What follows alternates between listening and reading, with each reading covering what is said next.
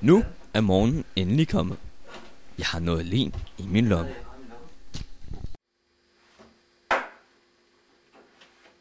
Hey, min telefon. Skal jeg have så meget i min lomme? Hej. Det er børnelokkeren, der ringer, men i dag vil jeg ikke have en omgang af hans stinger. Ind ad døren kommer hans bedste ven, og hans navn er Bent.